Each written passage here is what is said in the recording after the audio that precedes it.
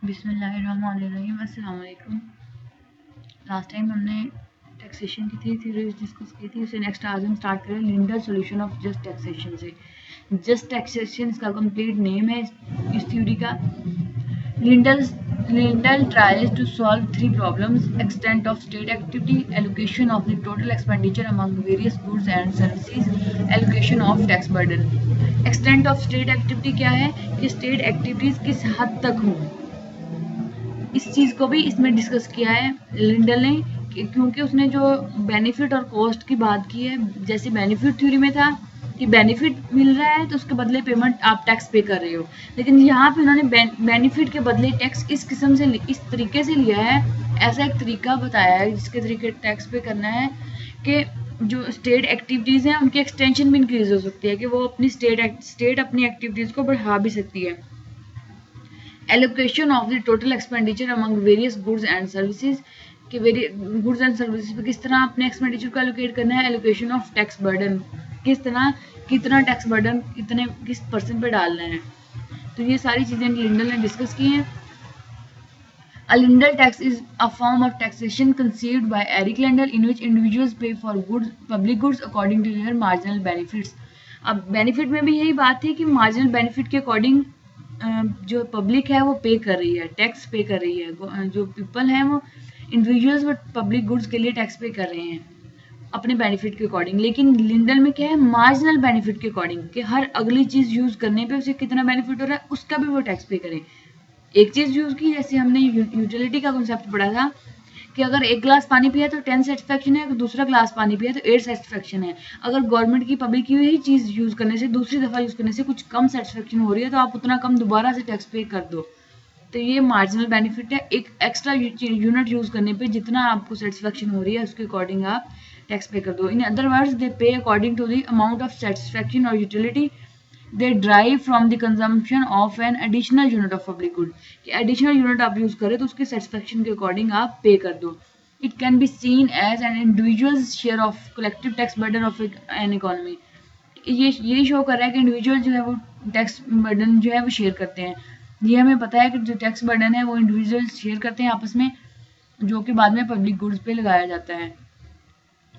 Next है optimal level of a public good is the quantity. Optimal level वो होता है जो maximum level of public good, जितना के पब्लिक एक अपनी गुड्स को प्रोड्यूस करना चाह रही है या जिस हद तक वो प्रोड्यूस करेगी, is that quantity at which the willingness to pay for one more unit of the good taken is totality for all individuals is equal to marginal cost of supplying that good.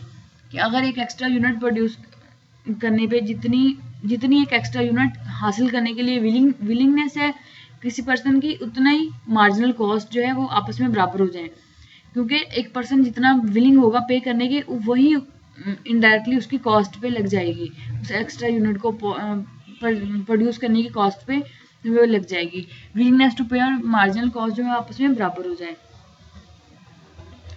Economic equilibrium की बात की है, वो कहाँ पे होगा, optimum level for supply. जैसे optimum level of public good था, ये भी वही बात है कि ऑप्टिमम लेवल ऑफ सप्लाई जो है इस पॉइंट को इकोनॉमिक इक्विलिब्रियम बोलेंगे, लिंडल इक्विलिब्रियम भी बोलते हैं इसे। वो कहाँ पे है, जहाँ पे टोटल यहाँ पे हाईलाइटेड है मैरून कलर में, आप देखें total per unit price paid by each individual equals to the total per unit cost. Each individual अगर कोई एक एक्स्ट्रा यूनिट पर जो है पर्सन यूज कर रहा है तो उसके लिए एक्स्ट्रा कॉस्ट जो पे कर रहा है वो दोनों आपस में बराबर हो जाए। तो ये वो ऑप्टिमम लेवल होगा कि उस लेवल तक वो चीज़ जो है वो गवर्नमेंट जो पब्लिक गवर्नमेंट है वो उतने लेवल तक सप्लाई कर दे। जैसे कि अगर एक चीज़ जो है उसकी ज़रूरत के मुताबिक पे हो रहा है, कॉस्ट जितनी उसकी है उसके मुताबिक जो है उसको रिटर्न मिल रहा है, पब्लिक पे कर रही है, तो उन्हें आइडिया हो जाता है कि इस चीज़ की इतनी सप्लाई रिक्वायर है, इससे ज़्यादा सप्लाई नहीं करनी इस चीज़ की। It can be shown by the equilibrium exist for different environments. ये आगे लीफ जॉनसन ने इससे एग्री किया है लिंडल इक्विलिब्रियम से। उसने कहा है कि which assumes that household consumption decisions are based on the share of cost. जिस तरह उसने एज्यूम किया कि जिस तरह हाउस होल्ड कंजम्पशन डिसीजंस हैं, जैसे आप लोग हैं, अगर आप लोग कंज्यूम करते हैं तो आपके डिसीजंस की बेस क्या होगी, कॉस्ट होगी, कि आप लोगों को कितनी कॉस्ट बेयर करनी पड़ेगी, कितने पैसे लगाने पड़ेंगे आप उस कॉस्ट को देख के अपनी कंजम्पशन के डिसीजंस लेते हो। बिल्कुल इसी तरह पब्लिक को भी अपनी कॉस्ट को देख के अपनी कॉस्ट बेस्ड जो है कंजम्पशन के डिसीजंस लेने चाहिए पब्लिक गुड प्रोवाइड करने के लिए। This method of taxation for public goods is an equilibrium for two reasons की वजह से ये इक्विलिब्रियम पॉइंट बन जाता है, optimum level. First, individuals are willing to pay the respective tax for the quantity of public goods provided। ये बिल्कुल वैसे ही है जैसे हमने बेनिफिट थ्योरी में पढ़ा था कि विलिंग जितना वो बेनिफिट ले रहे हैं उतना पे करते हैं। तो यहाँ पे ये है कि क्वांटिटी भी मैटर कर रही है। वहाँ पे पब्लिक गुड्स जितनी प्रोवाइड कर रहे थे उतना टैक्स पे हो रहा था, लेकिन यहाँ पे क्वांटिटी वर्ड उन्होंने मेंशन किया हुआ है। आप देखें इस पॉइंट पे देखें, क्वांटिटी वर्ड मेंशन किया हुआ है। तो ये क्वांटिटी जो है ये शो कर रही है कि जितनी क्वांटिटीज एक्स्ट्रा कोई यूज कर रहा है उतना वो एक्स्ट्रा टैक्स पे करता जाएगा। Second, the cost of the public good is covered by the aggregate taxes. Cost है वो एग्रीगेट टैक्सेस से कवर की जाए। जैसे कि एक पर्सन जो विलिंग है पे करने के, तो उससे ज़्यादा टैक्स लिया जाए, और जो कम है जिसकी विलिंगनेस टू पे कम है उससे कम टैक्स लिया जाए, और कंबाइन करके टोटल कॉस्ट ऐड कर ली जाए। एग्रीगेट का मतलब है कंबाइन, जमा करना, तो टैक्सेस जो है वो कंबाइन हो जाए सबके, तो फिर उसकी कॉस्ट कवर हो जाए। Therefore, the lineal pricing centers around the idea of benefit taxation। देखिए उन्होंने यहाँ मेंशन भी कर दिया कि इसका आइडिया जो बेनिफिट टैक्सेशन से ही लिया गया है, जो बेनिफिट टैक्सेशन थ्योरी हमने रीड की है।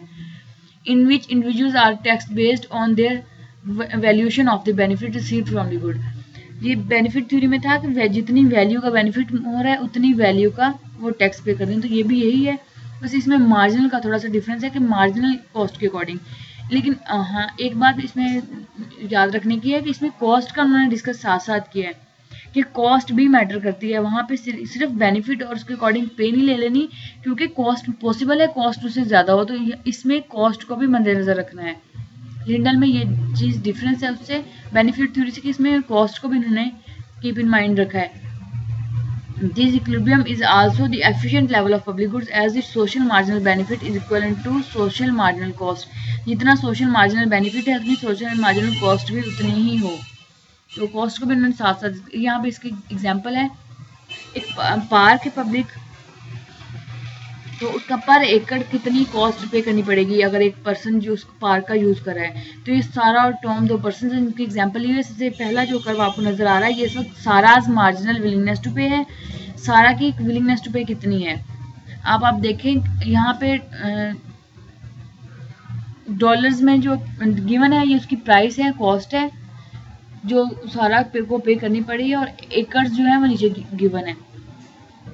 तो देखिए 20 एकड़ के लिए कितना पे कर रही है, $15 पे कर रही है।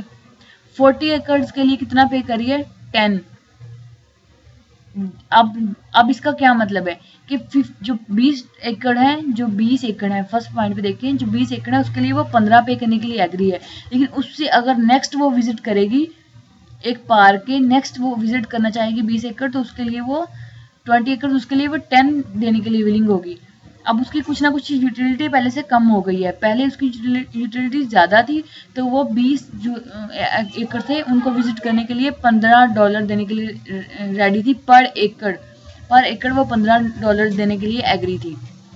अब जब 40 एकड़ वो विजिट करना चाह रही है तो वो क्या करेगी, उसकी विलिंगनेस टू पे कम हो गई है, तो अब वो 10 इस पॉइंट पे वो $10 जो है वो विलिंग कर रही है पे करने के। पर एकड़ वो कहती है कि मैं 40 अगर एकड़ में विजिट करूं तो मैं पर एकड़ 10 देना चाहूंगी।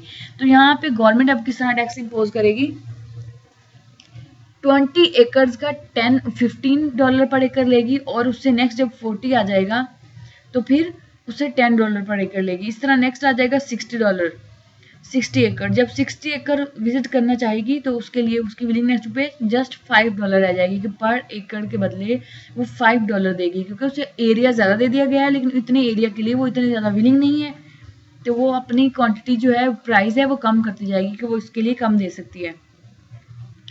आगे नेक्स्ट आ जाते हैं टॉम्स मार्जिनल विलिंगनेस टू पे।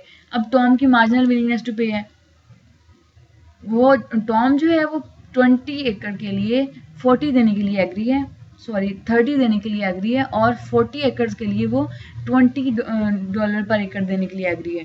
तो देखिए इसका लेवल उससे थोड़ा सा ज़्यादा है, मतलब टॉम की विलिंगनेस टू पे सारा से थोड़ी ज़्यादा है। तो जब इसको कंबाइन देखेंगे, सारा और टॉम के दोनों की विलिंगनेस टू पे को कंबाइन देखते हैं। यहाँ पे Sarah and Tom's marginal willingness to pay, यहाँ पे देखिए उन्होंने कंबाइन एक कर्व ड्रा कर दिया है। अगर आपको नजर आ रहा हो, मार्जिनल कॉस्ट कितनी थी, $15 थी, $15 मार्जिनल कॉस्ट थी।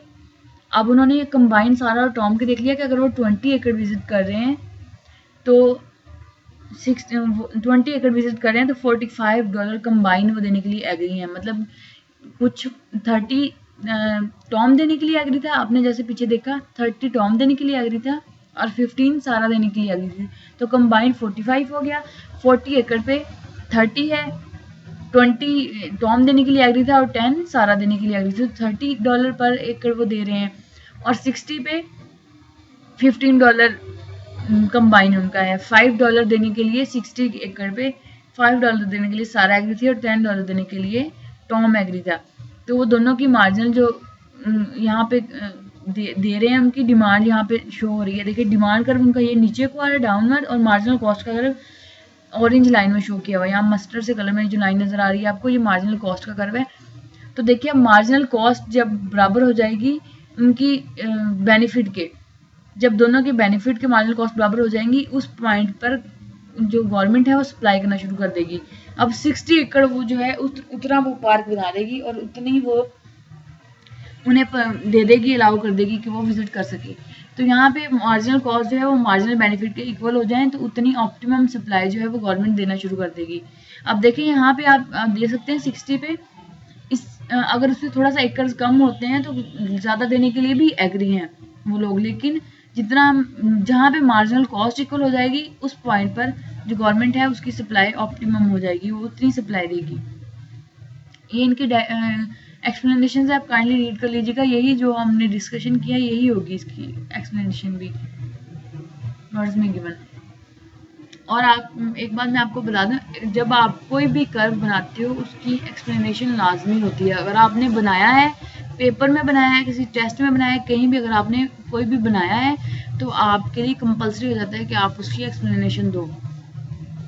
अब ये कंबाइन उसका कर्व देख लें, अगर आप सप्लाई जो है आपको नजर आ रहा है, सप्लाई कर्व और डिमांड नजर आ रही है, डिफरेंट है। सप्लाई फिक्स है, यहाँ पे डिमांड डी ए से शो हो रहा है, A% की डिमांड सपोज करें ये सारा की डिमांड थी, डी बी से शुरू हो रहा है टॉम की डिमांड।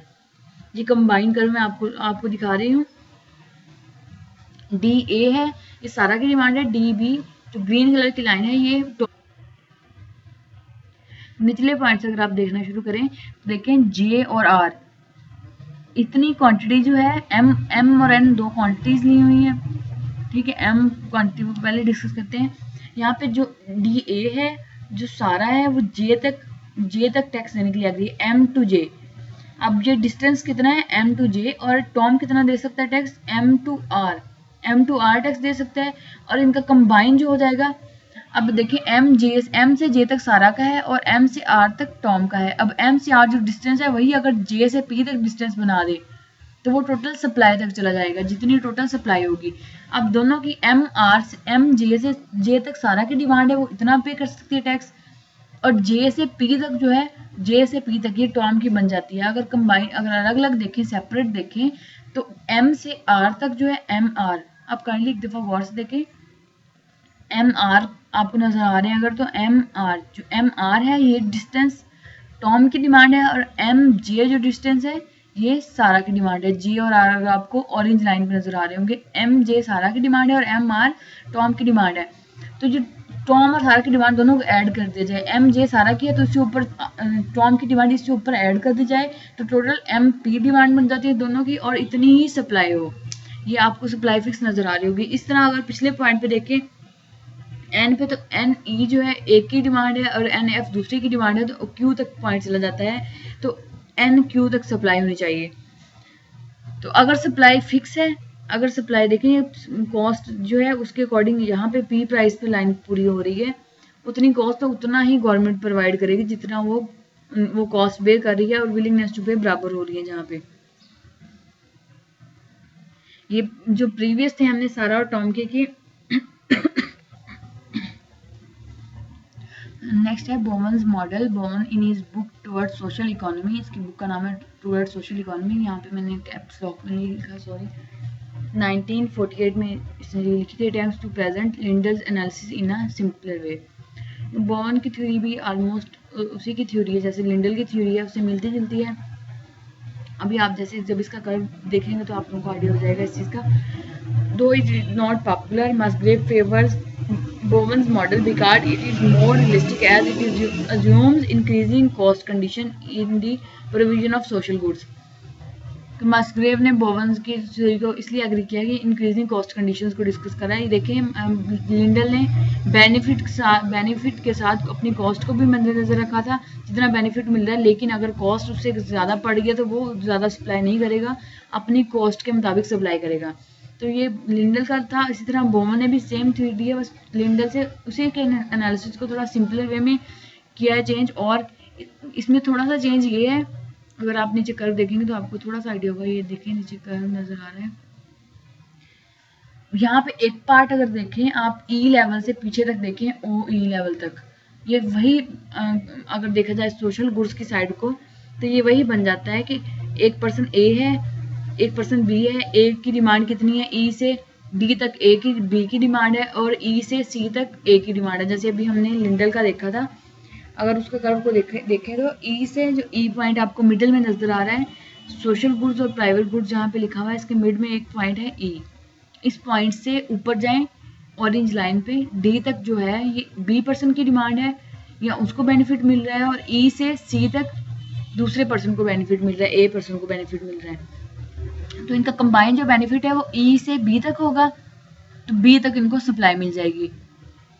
यहाँ पे आप ये बात ज़हन कर लें कि ये लिंडल तक, यहाँ तक तो कंसेप्ट इसका सेम लिंडल जैसा था।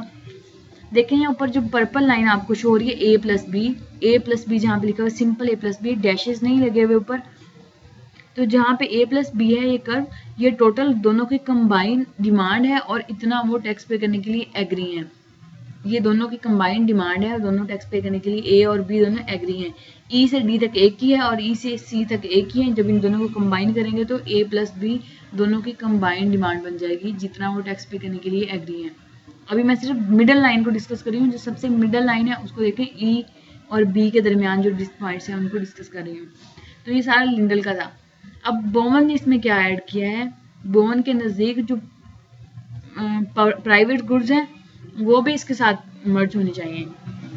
मर्ज कैसे होनी चाहिए कि अगर सोशल गुड्स की डिमांड ज़्यादा हो रही है या सोशल गुड्स प्रोवाइड ज़्यादा हो रही हैं तो प्राइवेट गुड्स की प्रोविजन कम हो जानी चाहिए, प्राइवेट गुड्स की सप्लाई जो है वो कम हो जानी चाहिए। अगर सोशल गुड्स की सप्लाई ज़्यादा हो रही है तो वो प्राइवेट गुड्स की सप्लाई को फॉरगॉन कर दे।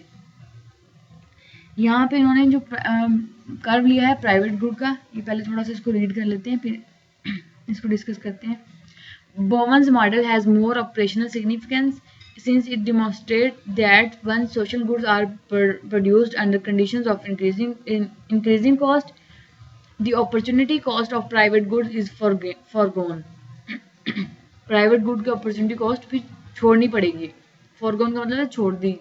By taxpayer to make the production of social goods possible, तो उसे क्या प्राइवेट जो गुड है उसको छोड़ना पड़ेगा, उसकी उस पर कॉस्ट लगाने से उसको गुरेज करना पड़ेगा। किस लिए कि गवर्नमेंट जो है वो उसमें सोशल गुड्स प्रोवाइड कर सके।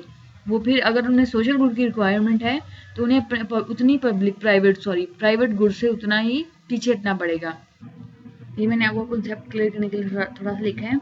इनमें से जो सबसे ए मैंने एक डायग्राम बनाई है, बी बनाई है, सी बनाई है, डी बनाई है, 4 डायग्राम्स हैं। सबसे पहले आप ए देखें।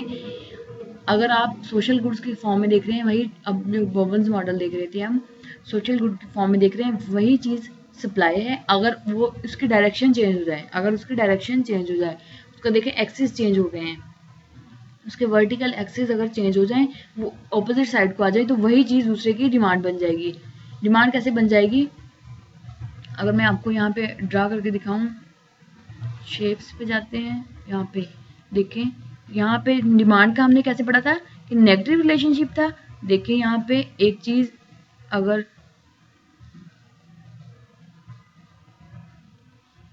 देखिए प्राइसेस हैं और ये क्वांटिटीज हैं, देखें अब यहाँ पे नेगेटिव रिलेशनशिप आ रहा है, प्राइस कम हो रही है, प्राइस जो है वो इस पॉइंट से इस पॉइंट तक कम हो रही है, प्राइस कम हुई है तो क्वांटिटी इंक्रीज हो गई है, तो ये नेगेटिव रिलेशनशिप है डिमांड के साथ। अब देखें इसी कर्व का, ये सेम कर्व है, अगर देखें तो गौर से देखें तो इन दोनों के शेप्स बिल्कुल सेम है। जो डिमांड कर्व है और सप्लाई कर्व है, इन दोनों की शेप सेम है। अगर देखा जाए सीधी साइड से देखा जाए तो सप्लाई कर्व ही है, लेकिन अगर ऑपोजिट साइड से देखा जाए तो ये डिमांड कर्व बन जाता है। अगर इसको देखें ये सप्लाई कर्व कैसे है इस साइड से, ये देखें यहाँ पे, सॉरी लाइंस बस जैसी भी लग रही हैं, आपको थोड़ा सा आइडिया हो जाएगा, इससे मैं इसलिए ड्रॉ करके बता रही हूँ।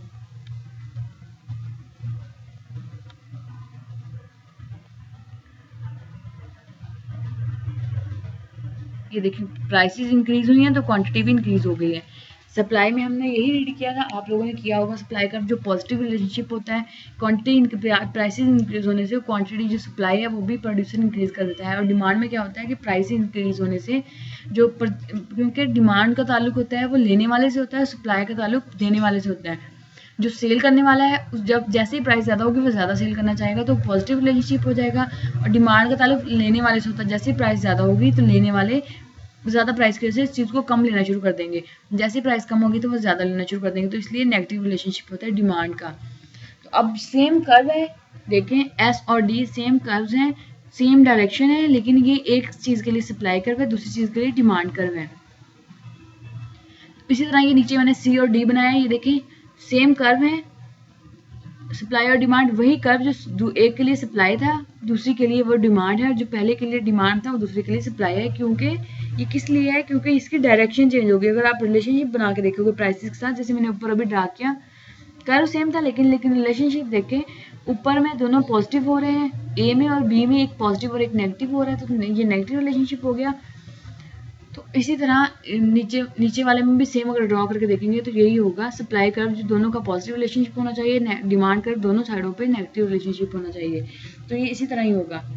तो ये अब आपको थोड़ा सा आइडिया होगा कि किस लिए ये जो इसका मैं आपको बताऊंगी अब कि जो प्राइवेट गुड्स की साइड है, जो प्राइवेट गुड्स की साइड है उस साइड पे जो यही कर्व ए प्लस बी जिन पे डैशेज लगे हुए छोटे छोटे ब्लू कलर में है, ए प्लस बी कर्व, एक सिंगल कर्व जो जा रहा है ए प्लस बी डैशेज के साथ, ये सोशल गुड्स के लिए ये सप्लाई कर्व है और प्राइवेट गुड्स के लिए ये डिमांड कर्व है। सोशल गुड्स के लिए क्या है, ये सप्लाई कर्व, और प्राइवेट गुड्स के लिए यही कर्व डिमांड कर्व है। जैसे अभी हमने देखा कि वही एक कर्व के लिए, एक चीज़ के लिए सप्लाई है और उसी के लिए डिमांड है, क्योंकि उसकी डायरेक्शन चेंज हो गई है। तो अब देखें जैसे ये अब ऐसी लाइन दरमियान उसने बना दी है कि अगर सोशल गुड्स ज़्यादा लेते जाए, अगर सोशल गुड्स की डिमांड ऊपर से ऊपर जाती जाए तो प्राइवेट गुड्स की डिमांड सप्लाई जो है उतनी ही डिमांड कम से कम होती जाए। सोशल गुड्स की सप्लाई ज़्यादा हो तो प्राइवेट गुड्स की डिमांड कम हो। ये कर्व जो है सोशल गुड की सप्लाई का है और प्राइवेट गुड की डिमांड का है। ये आप चाहे कॉपी पे साथ लिख लें। ये जो ब्लू कर्व जा रहा है ये सोशल गुड्स की सप्लाई का कर्व है और प्राइवेट गुड्स की डिमांड का कर्व है। तो जैसे जैसे सोशल गुड्स की सप्लाई इंक्रीज होती जाएगी वैसे वैसे प्राइवेट गुड्स की डिमांड जो है वो कम होती जाएगी, उसको कम होना पड़ेगा। जो क्योंकि उन्हें प्राइवेट गुड्स की डिमांड किस लिए कम होगी, जब वो सोशल गुड्स के लिए पैसे दे रहे हैं तो उन्हें प्राइवेट गुड्स के लिए पैसे देने के लिए कम बच जाएंगे। जैसे अगर पब्लिक ज़्यादा सोशल स्कूल अगर आप गवर्नमेंट के स्कूल ज़्यादा चाह रहे हैं तो आप प्राइवेट स्कूल्स की डिमांड कम कर दें। ऑफ कोर्स अगर आप अपने बच्चों को गवर्नमेंट के स्कूल्स में भेजना चाह रहे हैं तो प्राइवेट स्कूल्स की डिमांड को आप कम कर देंगे। तो इस तरह है कि एक चीज़ ले रहे हैं तो दूसरी चीज़ आप छोड़ रहे हैं, एक चीज़ ले रहे हैं तो दूसरी चीज़ छोड़ रहे हैं। तो यहाँ पे देखिए ए कर्व जो है ये शो कर रहा है, यहाँ पे बी कर्व जो शो कर रहा है ई डी से पॉइंट ई डी तक है B% की डिमांड, और ग्रीन जो मैरून है और उसके ऊपर ग्रीन लाइन देखें ई से सी तक ये A% की डिमांड है। दोनों की कंबाइंड डिमांड है A प्लस बी। अब अगर आप गौर से देखें A प्लस बी जो डिमांड है ई से बी तक, ये सारा एरिया है जो ऑरेंज लाइन में बताया हुआ है कि इतना जो है लोग टैक्स पे करेंगे, इतनी उनकी टोटल डिमांड है, तो इसलिए ये वो सारा एरिया जो है वो टैक्स पे करेंगे। ई डी ओ ये सारा एरिया जो ऑरेंज लाइन में नजर आ रहा है आपको, इतने इसके अंडर जितना एरिया आ रहा है ये सारा टैक्स पे करेंगे क्योंकि A प्लस बी तक उनकी डिमांड है, A प्लस बी तक सोशल गुड्स की डिमांड है। तो अगर डिमांड इससे ऊपर चली जाती है, एक कर्व ऊपर चला जाता है, यही कर्व अगर A प्लस बी अगर हम ऊपर एक कर्व शिफ्ट कर दें, यहाँ पे ड्रा तो नहीं होगा आई थिंक, आप देख लें A प्लस बी कर्व जो सिंपल A प्लस बी है उससे ऊपर अगर कर्व ड्रा कर देते हैं तो डिमांड जो है पिछली गुड्स की प्राइवेट की और कम हो जाएगी। देखिए पॉइंट जो अभी बी बन रहा है उस पॉइंट से पीछे एक पॉइंट बनेगा, तो डिमांड कर्व और प्राइवेट गुड्स की कम हो जाएगी और सोशल गुड्स की सप्लाई ऊपर चली जाएगी। आप एक कर्व कॉपी पे इस तरह यही बना के देखिएगा। अगर आप इससे ऊपर a+b से एक ऊपर कर्व बनाते हैं तो आपकी जो सोशल गुड्स हैं उनकी जो आपकी सप्लाई है वो ज़्यादा हो जाएगी, क्योंकि उनकी डिमांड ज़्यादा बढ़ गई है, लोगों उसकी डिमांड ज़्यादा कर दी है, तो उन्हें प्राइवेट गुड्स की डिमांड को कम करना पड़ेगा। उसकी जब सप्लाई ज़्यादा होगी सोशल गुड्स की तो प्राइवेट गुड्स की डिमांड कम हो जाएगी। तो ये बोवेंस का कंसेप्ट था, ये ऑलमोस्ट लिंडल के कंसेप्ट जैसे ही है कि कॉस्ट को देखना है, बाकी चीज़ें सारी सेम है। सिर्फ डिफरेंस क्या है, डिफरेंस ये है कि प्राइवेट गुड्स को भी कीप इन माइंड रखना है कि जो प्राइवेट गुड्स हैं उनकी डिमांड अगर सोशल गुड्स की सप्लाई ज़्यादा हो रही है, उनकी सोशल गुड्स की डिमांड ज़्यादा हो रही है, तो प्राइवेट गुड्स की डिमांड जो है वो कम हो जाए या प्राइवेट गुड्स की सप्लाई जो है वो कम हो जाए। तो ये इसी का सारी डिस्कशन की हुई आप लोग देख लीजिएगा। बस इतना ही है। नेक्स्ट हम टैक्सेशन का कोई और टॉपिक स्टार्ट करेंगे या पॉसिबल है इसके अलावा कोई और हम टॉपिक स्टार्ट करें। अल्लाह हाफिज़।